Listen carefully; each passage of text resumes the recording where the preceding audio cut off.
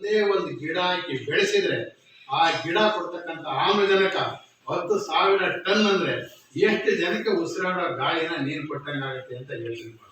ಆಗ ನಿನಗೆ ಒಂದು ಗಿಡ ಬೆಳೆಸಿದ ಬೆಲೆ ಏನು ಅಂತ ಅರ್ಥ ಆಗುತ್ತೆ. ಯಾರೋ ಬೆಳೆಸಿರೋ ಗಿಡನ ಕಡಿದು ಬೇಕಾದ್ರೆ ಬೇಗ ನಾಶ ಮಾಡಿಬಿಡ್ತೀವಿ. ಆದರೆ ಒಂದು ಗಿಡನ ಬೆಳೆಸ್ಬೇಕಾದ್ರೆ ಎಷ್ಟು ಕಷ್ಟ ಇದೆ ಅಂತ ಹೇಳಿ ಯೋಚನೆ ಮಾಡಬೇಕು. ಭೂಮಿಗೆ ಬಿದ್ದು ಆ ಬೀಜ ಬೆಳೆದು ಮರವಾಗಬೇಕಾದ್ರೆ ಭೂಮಿಯೇ ಬೆಳೆಯನ್ನು ಕೊಡ್ತಾರೋ ಪ್ರಕೃತಿಯಲ್ಲಿರ್ತಕ್ಕಂಥ ಮರದ ಜೊತೆಗೆ ನಾವೆಲ್ಲರೂ ನಮ್ಮ ಜೀವನದಲ್ಲಿ ಎರಡು ಗಿಡ ಬೆಳೆಸ್ಬೇಕು.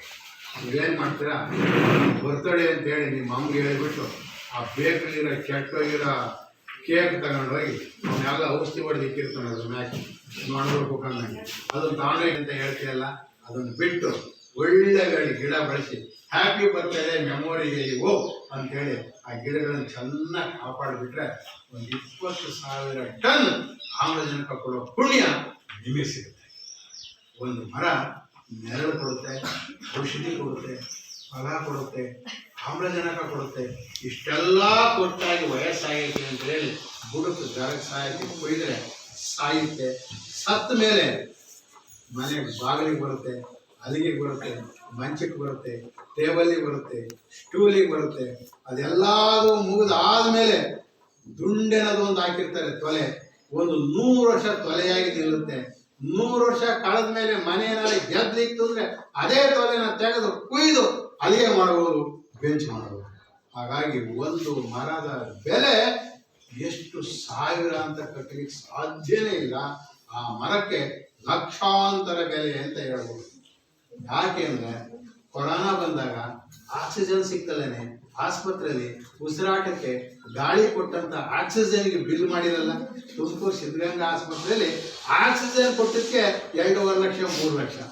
ಯೋಚನೆ ಮಾಡಿ, ಅವತ್ತು ಆ ಆಕ್ಸಿಜನ್ಗೆ 2 ಲಕ್ಷ ಕೊಟ್ಟು ಆಮ್ಲಜನಕ ತಗೊಂಡು ಉಸಿರಾಡೋರ ಜನ ಅಂದರೆ ನೀವು ನೆಟ್ಟಿರೋ 2 ಗಿಡ ಎಷ್ಟು ಲಕ್ಷದ ಆಮ್ಲಜನಕ ಕೊಡುತ್ತೆ ಅಂತ ಯೋಚನೆ ಮಾಡಿ. ಆದ್ದರಿಂದ ಬಹುಪಾಲು ರೋಗಗಳ ನಿರ್ಮೂಲನೆ ಗಿಡಗಳಿಂದ ಆಗುತ್ತೆ. ಆಯುರ್ವೇದಿಕ್ ಹಾಸ್ಪಿಟಲ್ ಅಂತಿರಲ್ಲ ನೀವು, ಅದೆಲ್ಲ ಬರೀ ಸಸ್ಯದಿಂದ ತಯಾರು ಮಾಡಿರ್ತಕ್ಕಂಥ ಗುಳಿಗೆಗಳು. ಇವತ್ತು ಹಾರ್ಟಲ್ಲಿ ರಕ್ತ ಬ್ಲಾಕ್ ಆಗಿದೆ ಅಂದರೆ ಹಾರ್ಟ್ ಆಪ್ರೇಷನ್ ಮಾಡಿ ಆ ರಕ್ತ ತೆಳ್ಳಗಾಗಿ ಅದರೊಳಗೆ ಹೋಗಲಿ ಅಂತೇಳಿ ಆಕ್ಸಿಲರ್ ಅಂತಕ್ಕಂಥ ಟ್ಯಾಬ್ಲೆಟ್ ಕೊಡ್ತಾರೆ, ರೆಲೋನೆಂಟ್ ಅನ್ನೋ ಟ್ಯಾಬ್ಲೆಟ್ ಕೊಡ್ತಾರೆ, ರೋಸಿ ರೆಡ್ ಅಂತೇಳಿ ಕೊಡ್ತಾರೆ. ಈ 4-5 ಥರದ ಮಾತ್ರೆನ ರಕ್ತ ತೆಳ್ಳಗೆ ಮಾಡಕ್ಕೆ ಕೊಡ್ತಾರೆ. ರಕ್ತ ತೆಳ್ಳಕ್ಕೆ ಮಾಡಕ್ಕೆ ಕೊಡ್ತಾರೆ. ನಿಮ್ಮನೇಲಿ ಯಾರ್ಯಾರವ ಎಜ್ ಉದ್ಕೊಂತಾವೆ, ಮೈಕೈ ಉದ್ಕೊಂತಾವೆ, ಗಂಕಿರೆ ಅಲ್ಲಿ ಗುಳಿ ಬೀಳುತ್ತೆ, ರಕ್ತ ಎಪ್ಪಡ್ತಾ ಇದೆ ಅಂದರೆ ಮಾತ್ರೆ ನುಂಗ್ಸೋದಕ್ಕಿಂತ ದಿನಾ ಬೆಳಿಗ್ಗೆ ಹಳ್ಳಿ ಮರದ ಎಲೆನ ಚೆನ್ನಾಗಿ ತೊಳೆದ್ಬಿಟ್ಟು ಅದನ್ನು ಮಿಕ್ಸಿಗೆ ಹಾಕಿ ಜ್ಯೂಸ್ ಮಾಡಿ ಅದನ್ನೇ ಕುಡಿಯೋಕ್ಕಾಗದ್ರೆ ಅದಕ್ಕೊಂಚೂರು ಬೆಲ್ಲ ಮಿಕ್ಸ್ ಮಾಡಿ ಹಳ್ಳಿ ಎಲೆ ರಸನ ದಿವಸ 2 ಎಲೆ ಬಳಕೆ ಮಾಡಿಬಿಟ್ರೆ ತೆಳ್ಳಗಾಗಿ ರಕ್ತ ಯಾರ ಹಾರ್ಟು ಯಾರ ನಾಳನ್ನು ಕಟ್ಟಲ್ಲ. ಇಂಥ ಆರೋಗ್ಯಕರ ಸಂಜೀವಿನಿ ನಮ್ಮ ಪರಿಸರ, ನಮ್ಮ ಹಸಿರು ಪಡೆ. ಇಂಥ ಪ್ರಕೃತಿಯ ಹಸಿರು ಪಡೆಯನ್ನು ನಿಮ್ಮ ಉಸಿರಾಗಿಸ್ಕೊಳ್ಳಿ. ಎಲ್ಲಿಯೂ ಯಾವತ್ತೂ ನಿಮ್ಮ ಜೀವಮಾನದಲ್ಲಿ ಒಂದೇ ಒಂದು ಗಿಡ ಹಾಳು ಮಾಡಬೇಕು. ಒಂದು ಗಿಡ ಹಾಳು ಮಾಡಿದೆ ಅಂದರೆ ನಿನಗೆ 10 ಗಿಡ ಬೆಳೆಸೋವಷ್ಟು ಪಾಪ ನಿನಗೆ ಸುತ್ತಿರುತ್ತೆ. ಆದ್ದರಿಂದ ಹಸಿರು ಉಸಿರು ಪ್ರಕೃತಿಯಲ್ಲಿ ಆ ಸಮೃದ್ಧಿಯಾಗಿ ಕೊಡ್ತಕ್ಕಂಥ ಹಸಿರನ್ನು ಪ್ರಾಣಿ ಪಕ್ಷಿ ಮನುಷ್ಯ ಕ್ರಿಮಿಕೀಟಗಳೆಲ್ಲವೂ ಬದುಕ್ತಾ ಇರೋದು ಇವತ್ತು ಪ್ರಕೃತಿಯಲ್ಲಿರ್ತಕ್ಕಂಥ ಹಸಿರಿನಿಂದ. ಅಂಥ ಹಸಿರನ್ನು ಬೆಳೆಸೋವಂಥದ್ದಾಗಲಿ, ಕಾಡಿನ ಮರಗಳು ನಮಗೆ ಸ್ವಚ್ಛಂದವಾಗಿ ಹಣ್ಣು ಹಂಪಲುಗಳನ್ನು ಕೊಡ್ತಾರೆ. ಹಿಂದೆ ಕೃಷಿ ಮನೆಗಳೆಲ್ಲ ಹೆಚ್ಚಿಗೆ ಬದುಕಿದ್ದು ಅವ್ರು ಯಾರಿಗೂ ಆಪಲ್ಲು ಸಿಕ್ಕಲಿಲ್ಲ. ನಮ್ಮಂಗೆ ಅವರೇನು ಡ್ರಾಗನ್ ಫ್ರೂಟ್ ತಿಂದವರಲ್ಲ, ಕಿವಿ ಹಣ್ಣು ತಿಂದವರಲ್ಲ, ಕಾಡಲ್ಲಿ ಬೆಳೆದ ಗೆಡ್ಡೆ ಗೆಣಸುಗಳು ತಿಂದವರು 106 ವರ್ಷ ಬದುಕಿದ್ದವರು. ಮರಗಳು ಫಲ ಕೊಡ್ತವೆ, ಇದನ್ನು ತಿನ್ನಬಹುದು ಅಂತ ಕಂಡು ಹಿಡಿದವಳು ಹೆಂಗಸು. ಅದಕ್ಕೆ ಹೆಣ್ಣನ್ನ ಮಹಿಳೆ ಅಲ್ಲ, ಅವಳು ಮಹಾ ಇಳೆ. ಮಹಾ ಇಳೆ, ಇಳೆ ಅಂದರೆ ಭೂಮಿ, ಮಹಾ ಇಳೆ ಅಂದರೆ ದೊಡ್ಡ ಭೂಮಿ ಅಂತಾರೆ ತಾಯಿನ. ಯಾಕೆ ಅಂದರೆ ಅವಳು ಹೊಟ್ಟೆಸ್ಬಿಡ್ತಂತೆ, ಅಲ್ಲೊಂದು ಹಣ್ಣು ಯಾವುದೋ ಬಿದ್ದಿತ್ತು, ತಗೊಂಡು ತಿಂದ್ಬಿಟ್ಲು ಹೊಟ್ಟೆ ಹಸಿವು ಹಿಂಗಕ್ಕೆ. ತಿಂದಾದ್ಮೇಲೆ ಬೀಜ ಅಲ್ಲಿ ಎಸ್ತು ಮನೆ ಮುಂದೆ ಬಿದ್ದಿತ್ತು. ಬೀಜ ಆಗಾಗ್ಗೆ ನೋಡ್ತಾ ಇದ್ಲು, ಮೊಳಕೆ ಹೊಡಿತು. ಆಮೇಲೆ ಒಂದಿಷ್ಟು ಮ್ಯಾಕ್ ಬಂತು, ಅದು ಬುಡ ಕಾಣ್ತಿತ್ತು, ಅದಕ್ಕೊಂದಿಷ್ಟು ಮಣ್ಣು ಮುಚ್ಚಿಬಿಟ್ರು, ಮ್ಯಾಕ್ ಬೆಳ್ಕೊಂಡು ಎಲೆ ಬಿಡ್ತು, ಮರ ಆತು. ಅವಳೇ ಕಂಡಿಡಿದಂತೆ ಒಂದು ಬೀಜನ ಭೂಮಿಗೆ ಬಿತ್ತಿದ್ರೆ ಅದು ನಮಗೆ ಹೆಚ್ಚು ಬೆಲೆಯನ್ನು ಕೊಡುತ್ತೆ. ಅಂದಮೇಲೆ ನಾವು ಆಹಾರ ಧಾನ್ಯಗಳನ್ನು ಬೆಳೆದು ತಿನ್ನಬಹುದು ಅಂತ ಹೇಳಿ ಈ ಭೂಮಿಯಲ್ಲಿ ಬೆಳೆಯನ್ನ ಬೆಳೆಯಬಹುದು ಅಂತ ಹೇಳಿ ಹಸಿರಿಗೆ ಉಸಿರನ್ನು ಕೊಟ್ಟವಳು ಮಹಿಳೆ. ಅದಕ್ಕಾಗಿ ಅವಳನ್ನ ಮಹಾ ಇಳೆ ಅಂತ ಕರೀತಾರೆ. ದೊಡ್ಡ ಭೂಮಿ ಮಹಿಳೆ. ಆ ಮಹಾ ಇಳೆ ಹೋಗಿ ಈಗ ಮಹಿಳೆ ಆಗಿದೆ. ಅರ್ಥ ಆಯ್ತಾ ನಿಮಗೆ? ಒಂದು ಗಿಡದ ಬೆಲೆ ಎಷ್ಟು ಲಕ್ಷ ಅಂತ ಹೇಳಕ್ ಬರಲ್ಲ. ಜೋಪಾನ ಮಾಡಿ ಗಿಡಗಳನ್ನು ಕಾಪಾಡಿ ನೀವು ಅದ್ರ ಜೊತೆಗೆ 10 ಗಿಡಗಳನ್ನ ಬೆಳೆಸಿ ಈ ನಾಡಿಗೆ ನಾನು ಸಮೃದ್ಧಿಯಾಗಿ ಗಿಡ ಕೊಟ್ಟಿದ್ದೀನಿ ಅಂತ ಹೆಮ್ಮೆಯಿಂದ ಹೇಳ್ಬೋದು. ಸಾಲಮರದ ತಿಮ್ಮಕ್ಕ ನನಗೆ ಸರ್ಟಿಫಿಕೇಟ್ ಬರುತ್ತೆ ಅಂತ ಗಿಡ ಬೆಳೆಸಿರಲಿಲ್ಲ.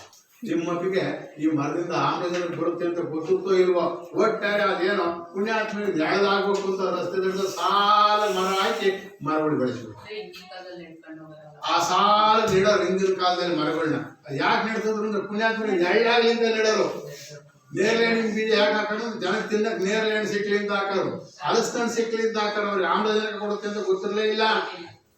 ಆದ್ರೆ ಊರ್ ಮುಂದೆ ಹಳ್ಳಿ ಮರ ಬೇವಿನ ಮರ ಬೆಳೆಸಿ ಒಳ್ಳೇದಾಗುತ್ತೆ, ದೇವರ ಹಳ್ಳಿ ಮರಕ್ಕೆಲ್ಲ ಕುಡಿಸಿ ಒಳ್ಳೇದಾಗುತ್ತೆ ಆದ್ರೆ ಹಳ್ಳಿ ಮರ ಆಕ್ಸಿಜನ್ ಕೊಡುತ್ತೆ ಅಂತ ಗೊತ್ತಿರಲಿಲ್ಲ. ಅದು ಏನಬಹುದು ದೈವಿ ಶಕ್ತಿ ಅಂತ ಹೇಳಿ ಹಳ್ಳಿ ಮರ ಬೇವಿನ ಮರ ಬೆಳೆಸಿರೋ ಅದು ಸಾಕಷ್ಟು ಆಮ್ಲಜನಕ ಕೊಟ್ಟು ಈ ಊರುಗಳ ಮುಂದೆ ಹಳ್ಳಿ ಮರಗಳೇ ಇಲ್ಲ. ಎಲ್ಲ ಬುಡಗಟ್ಟನ್ನ ಕತ್ತರಿಸಿ ಅಲ್ಲೊಂದು ಪ್ರಾವಿಷನ್ ಸ್ಟೋರ್ನ ಒಂದು ಅಂಗನವಾಡಿನ ಕಟ್ಟಿಸಿ ಅಲ್ಲೊಂದು ಬಿಲ್ಡಿಂಗ್ ಮಾಡಿರ್ತಾರೆ. ಅದರಿಂದ ಮತ್ತೆ ಹಾಳಾಗ್ತಾ ಇರೋ ಆಕ್ಸಿಜನ್ ಮತ್ತೆ ಜನಕ್ಕೆ ಸುಲಭವಾಗಿ ಸಿಕ್ಕಂಗೆ ಮಾಡಬೇಕು ಅಂತೇಳಿ ನೀವೆಲ್ಲರೂ ಗಿಡಗಳನ್ನು ಬೆಳೆಸಿದ್ರೆ ನಿಮ್ಮ ಒಂದು ಗುಂಪು ಹಸಿರು ಪಡೆ ನೀವಾಗಬೇಕು. ಮರಗಳಲ್ಲಿ ಹಸಿರು ಪಡೆ ನೀವು ಹಸಿರು ಪಡೆ ಆದರೆ ನಿಮಗೆ ಉಸಿರು ಸಿಗುತ್ತೆ.